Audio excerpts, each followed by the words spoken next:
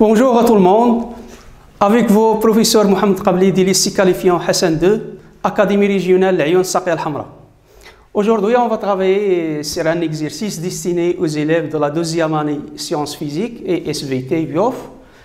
Voilà l'énoncé de l'exercice. C'est un exercice sur la géométrie. Donc, l'espace E est rapporté à un repère orthonormé direct OIJK et on considère les points A, B et C. Première question, déterminer AB vectoriel AC, produit vectoriel AB et AC.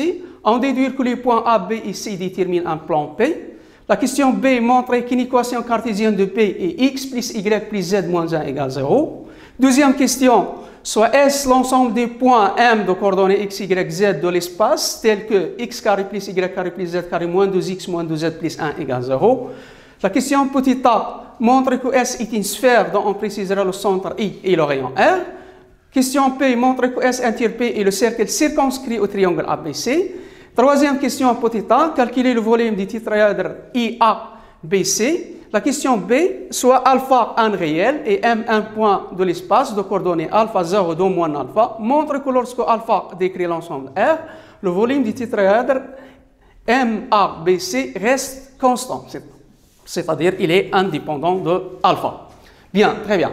Alors, concernant la première question, déterminer le produit vectoriel. Je rappelle que le produit vectoriel de deux vecteurs, c'est un vecteur qui est orthogonal à AB et AC. Et on sait que cette année, vous faites de la géométrie analytique, donc vous pouvez déterminer ce produit vectoriel en déterminant les coordonnées de ce produit vectoriel. Voilà, donc d'abord, on va, si vous voulez, on va déterminer les coordonnées du vecteur AB. Donc, on a AB, il est de coordonnées, donc c'est 0, moins 1, donc ça donne moins 1. 0, moins 0, ça donne 0. Et 1, moins 0, ça donne 1. Ça, c'est les coordonnées de AB. Et les coordonnées de AC, c'est que 1, moins 1, ça donne 0. L'ordonnée, moins l'ordonnée, c'est-à-dire moins 1, moins 0, ça donne moins 1. Et 1, moins 0, ça donne 1. Alors, comment on détermine le produit vectoriel de deux vecteurs? Je rappelle la technique suivante. Donc, c'est un vecteur, si vous voulez. Donc, on a AB vectoriel AC. Donc, c'est un vecteur, donc évidemment, qui a trois coordonnées. Comment on détermine les coordonnées? Voilà une technique. Vous pouvez le faire au bruyant, ne le faites pas au propre. Vous écrivez ici vecteur I, ici J, ici K. N'oubliez pas de faire ici un signe plus, ici un signe moins, et ici un signe plus. Puis, vous écrivez les coordonnées du premier vecteur. Attention, l'ordre, il est important. Donc, c'est moins 1, 0, 1. Puis, 0, moins 1, 1. Et donc, lorsqu'on cherche l'abscisse, donc l'abscisse, c'est-à-dire c'est le coefficient de I, finalement, on va trouver c'est quelque chose fois I, plus quelque chose fois J, plus quelque chose fois K. Lorsque vous déterminez le coefficient de I, vous verrez la ligne et la colonne qui contient I, et donc il vous reste un déterminant. Donc c'est 0, 1, moins 1, 1 fois I. Et ici, il y a un signe moins, vous mettez le moins. La même chose, lorsque vous voulez le coefficient de J, vous allez barrer la ligne et la colonne qui contient le vecteur J. Donc ça vous reste moins 1, 0 et 1, 1. Fois fois J, plus, et ici, on barre la ligne et la colonne qui contient le vecteur K, donc ça vous reste moins 1, 0, et 0, moins 1, fois le vecteur K. Et donc, finalement, je rappelle que, si vous voulez, concernant le calcul des déterminants, ça se fait comme ça. Donc vous multipliez ça par ça, moins ça, fois ça. Donc, on obtient 0 fois 1, c'est 0, moins 1 fois 1. Donc, ça donne 1. Donc, ça donne 1 fois I, donc c'est I. Et ici, c'est moins 1 fois 1, c'est moins 1, moins 0 fois 1. Donc, 0 fois 1, c'est 0. Donc, ça reste moins 1 avec ce moins. Donc, c'est 1. Donc, c'est plus 1 fois J. Ça veut dire c'est plus J. Et ici, c'est moins 1 fois moins 1, c'est 1, moins 0. Donc, ça reste 1 fois K.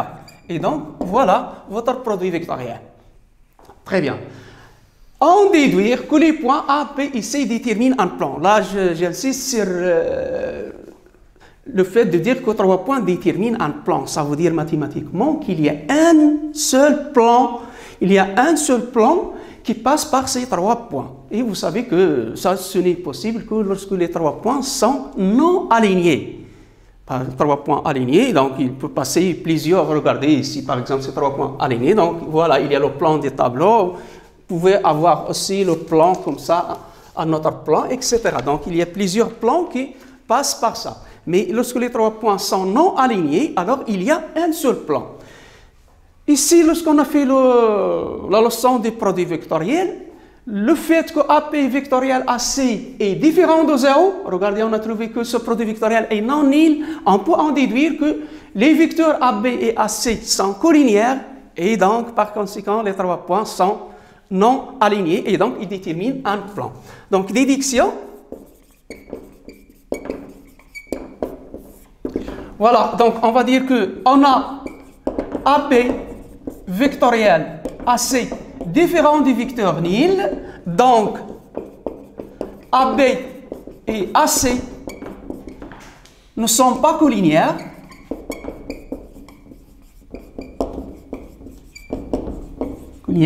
Et par conséquent, ou si vous voulez, d'où les points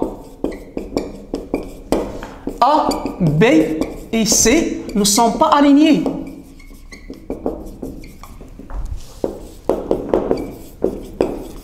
Et par conséquent, ils déterminent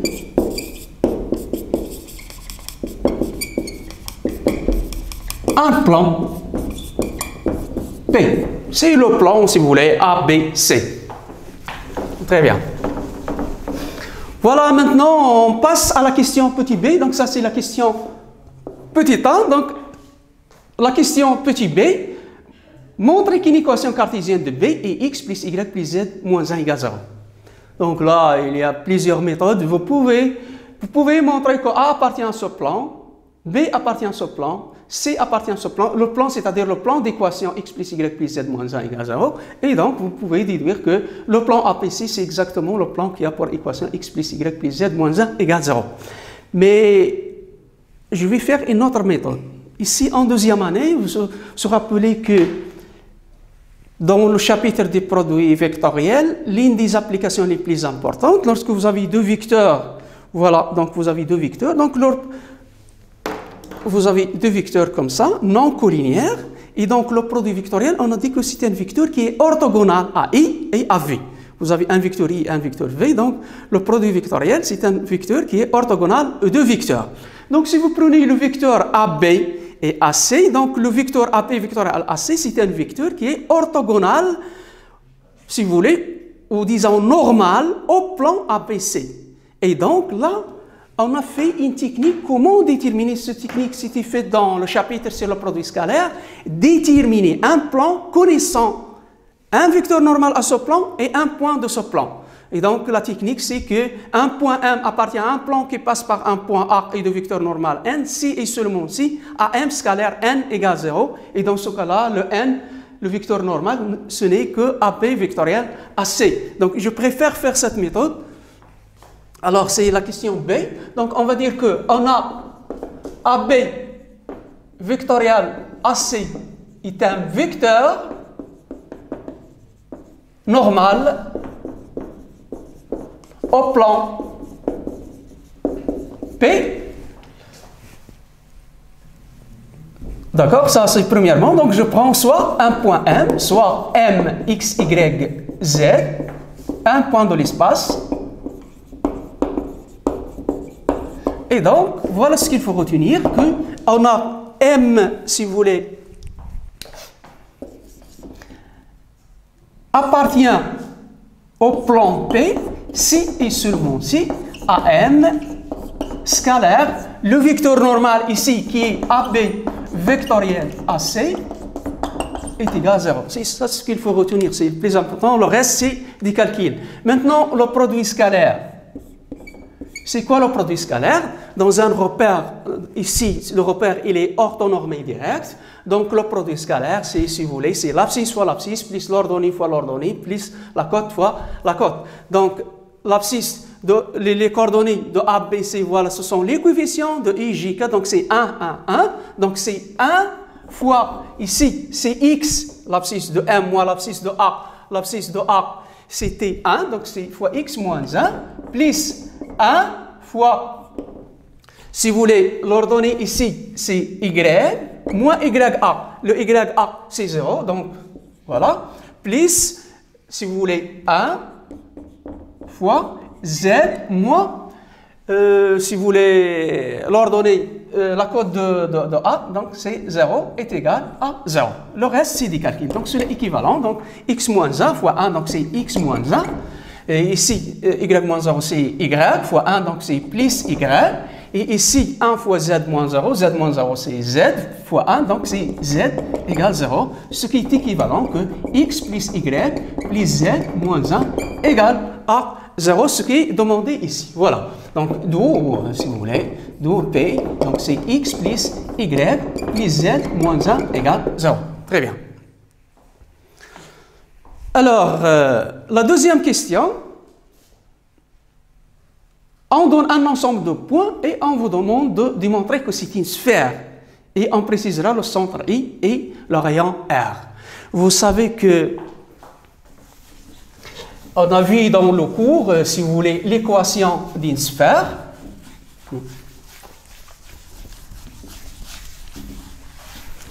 Alors, concernant l'équation d'une sphère, vous avez une sphère de centre oméga, par exemple, de coordonnées A, B, C et de rayon R. Je rappelle ici que l'équation cartésienne de la sphère s'écrit de cette manière-là. X moins A au carré plus Y moins B au carré plus Z moins C au carré est égal à R au carré. Mais le plus important, c'est ça. C'est que M, X, Y, Z appartenant à la sphère S équivalent. Il y a une équivalence. C'est-à-dire, si un point est dans la sphère, donc ces coordonnées vérifient une équation sous cette forme. Et la réciproque aussi est vraie. Si vous avez un point qui vérifie, les coordonnées vérifient cette fois, donc il est un point de la sphère. Donc, pour montrer qu'un ensemble de points est une sphère, il suffit de démontrer que son équation s'écrit sous cette forme.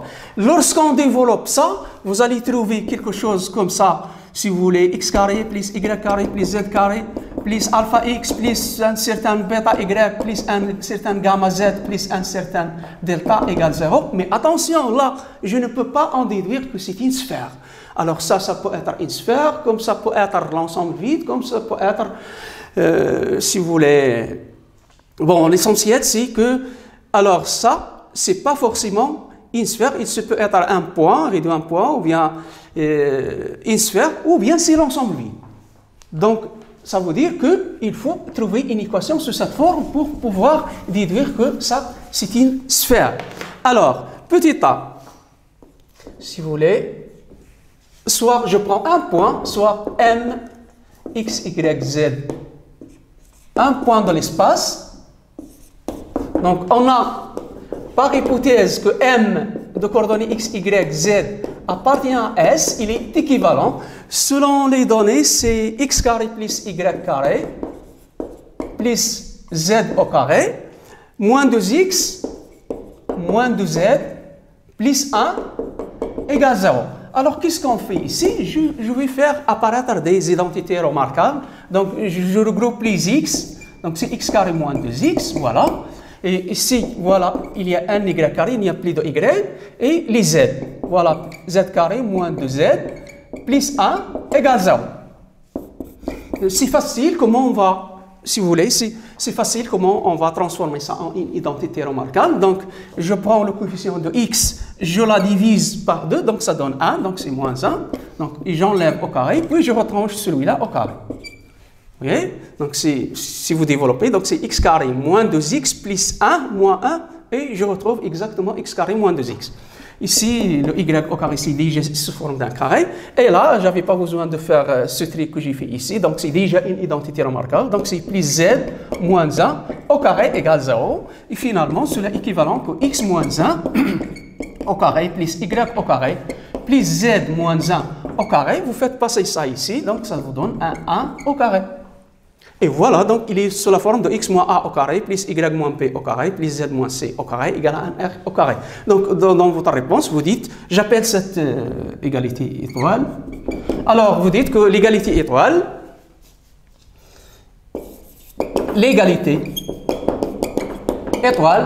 montre que S est une sphère de centre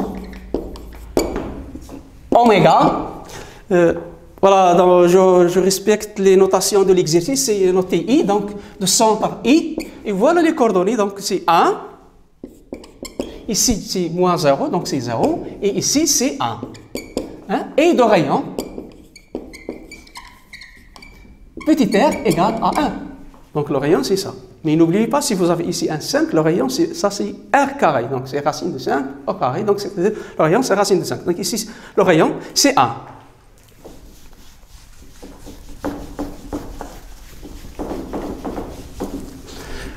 Maintenant, on passe à la question B. Dans la question P, on vous demande de montrer que S entier P est le cercle circonscrit au triangle. Cercle circonscrit au triangle, c'est-à-dire c'est le cercle qui passe par A, B et C. Bon, on a vu la méthode dans le cours, donc un plan et une sphère, donc l'intersection, soit que c'est l'ensemble vide, lorsque la distance du centre de la sphère par rapport au plan est supérieure strictement au rayon, soit que c'est réduit à un singleton, un seul point, lorsque la distance entre le centre de la sphère et, si vous voulez, et le plan exactement égal au rayon, soit que c'est un cercle dans le cas où la distance entre le centre de la sphère et le plan est strictement inférieure au rayon. Mais là, si vous voulez, vous n'avez pas... On a fait la manière, concernant ce dernier cas, lorsque l'intersection c'est un cercle, on a vu comment on détermine le centre des cercles, etc., etc. Mais ici, regardez, on sait déjà que A, B et C, ce sont déjà des points du plan P. Ce sont les points qui déterminent le plan P. Et donc, pour montrer que l'intersection entre S et P, c'est exactement le cercle circonscrit au triangle APC, il suffit de montrer que A, B et C appartiennent à la sphère S. Tout simplement. S'il appartient à la sphère S, alors vous aurez le plan et la sphère en comme intersection. Donc, les points A et P et C, ce sont des points de l'intersection, et on sait que l'intersection dans ce cas-là ne peut être qu'un cercle, parce que selon les 3 cas de l'intersection, donc, puisqu'il y a déjà 3 points, donc ça serait un cercle. Voilà. Donc, comment on va rédiger ça, si vous voulez? Et la question B, on va dire que il suffit de montrer que A, B et C appartiennent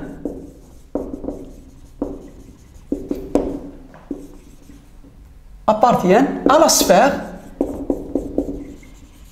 S. Voilà. Donc, pour montrer que ces 3 points appartiennent à la sphère S, il suffit de montrer que les coordonnées de A vérifient l'équation de la sphère, les coordonnées de P vérifient l'équation de la sphère, et la même chose pour C. Vous avez 2 équations, vous avez l'équation donnée ici, il y a une équation, je crois que cette équation c'est plus facile concernant le calcul. Donc on va travailler avec ça. Donc si vous voulez, on a xa moins 1 au carré plus ya au carré plus za moins 1 au carré égale. Je remplace xa, c'est 1, donc c'est 1 moins 1 au carré, et ya c'est 0.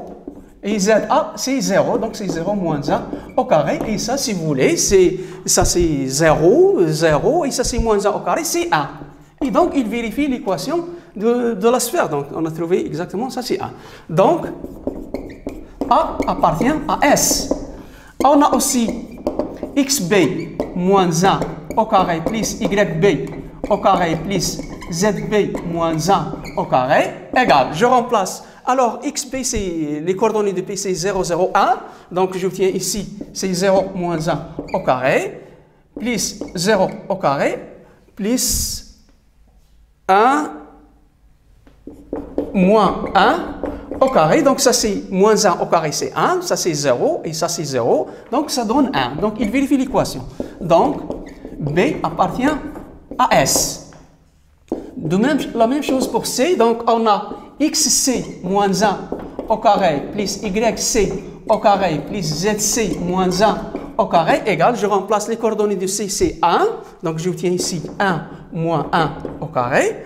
Le YC c'est moins 1, donc j'obtiens plus moins 1 au carré. Et le ZC c'était 1, donc j'obtiens ici 1 moins 1 au carré. Donc si vous faites le calcul, donc ça c'est 0, moins 1 au carré c'est 1, et ça c'est 0, et donc ça donne 1. Et donc il vérifie l'équation. Donc j'en déduis que, donc, si vous voulez, C appartient à la sphère S. Et voilà, donc vous avez les 3 points, il appartient à S, et par conséquent, d'où, si vous voulez, P coupe S selon le cercle circonscrit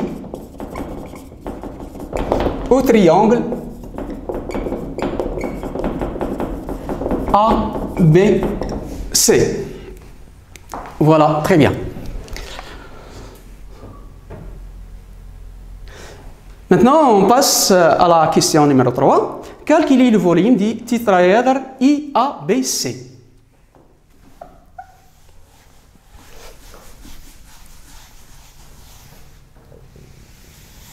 Voilà, j'aurais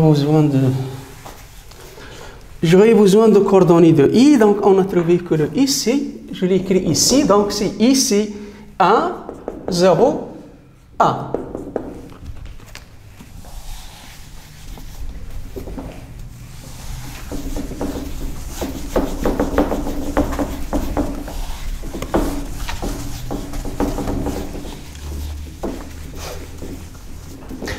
Alors, je rappelle que le volume du tétraèdre, c'est 1/3 fois l'aire de la... Je dis que le volume du tétraèdre, c'est 1/3 fois l'aire de la base fois la hauteur. Mais ici, si nous voulons relier, si vous voulez, avec le produit vectoriel, vous pouvez démontrer aussi que, si vous voulez... Voilà, la question 3. Si vous voulez, le volume du tétraèdre est donné par la formule V égale 1/6 la valeur absolue de, si vous voulez, de A, I, on a dit que le tétraèdre, voilà, donc de AI vectoriel, pardon, produit scalaire, AB vectoriel, AC. Alors, ici, je rappelle que j'ai dit que, vous savez, depuis le collège, que le volume, c'est 1/3 fois l'aire de la base fois la hauteur. Cette formule, je vous la laisse à titre d'exercice à démontrer qu'à partir de cette formule, vous pouvez arriver à ça. Et donc maintenant, on va l'appliquer directement. Maintenant, je calcule ce produit scalaire. Et on a AI. Les coordonnées de AI, voilà les coordonnées de I. C'est 1 moins 1, donc ça donne 0. Et ici, c'est 0 moins 0, ça donne 0. Et ici, c'est 1 moins 0, ça donne 1. Je répète le calcul. Peut-être que j'ai fait une erreur. Donc, c'est 1 moins 1, donc c'est 0. Voilà, très bien. Et 0 moins 0, c'est 0. Et 1 moins 0, c'est 1. Très bien, c'est ça. Et AP vectoriel AC, là, on a déjà calculé. Ça, on a trouvé que c'est 1, 1, 1. Sur ce rappelé, on a trouvé que c'est I plus J plus K. Et donc, si vous voulez, AI scalaire AB vectoriel AC, voilà, donc c'est l'abscisse fois l'abscisse, donc c'est 0 fois 1, plus 0 fois 1, plus 1 fois 1. Et donc finalement, ça donne, ça c'est 0, ça c'est 0, donc ça donne 1. Et je remplace ici, d'où V égale 1/6 fois la valeur absolue de 1, qui est égal à 1/6. Et ici aussi, toujours lorsque vous déterminez soit l'air, soit le volume, N'oubliez pas ici l'unité de, c'est en unité de volume et ici c'est en unité de volume. Voilà. Maintenant, je passe à la dernière question. La dernière question, c'est quoi la dernière question? C'est-à-dire que à la place du point I, j'ai un point M. J'ai remplacé I par M et on vous demande de montrer que même si alpha change, le volume ne change pas. Cette question, je ne vais pas la solutionner, mais c'est la même chose. Essayez d'appliquer la même formule, faites le calcul, au lieu de I, vous avez M, vous faites le calcul, à la fin, vous allez trouver une constante qui est indépendante de alpha, si vous voulez. Voilà. Donc, si vous voulez, un petit résumé de l'exercice. Donc, à retenir que le produit vectoriel, comment on calcule le produit vectoriel de deux vecteurs. Donc, il y a la technique que j'ai fait avec, ça ressemble au calcul des déterminants. Retenir aussi que AP vectoriel AC, c'est un vecteur normal au plan APC. Mais avant ça aussi, retenir que lorsque AP vectoriel AC est différent de 0, alors les trois points ne sont pas alignés et donc ils déterminent un plan, et que ce vecteur, c'est un vecteur normal au plan. Ici aussi de retenir comment déterminer l'équation d'un plan à partir d'un point et d'un vecteur normal à ce plan. Et ici, l'équation, retenir que l'équation caractéristique d'une sphère, ça s'écrit sous forme de x moins a au carré plus y moins p au carré plus z moins c au carré égale à r au carré, avec a, b, c sont les coordonnées du centre et r, c'est le rayon. Et voilà, je vous remercie.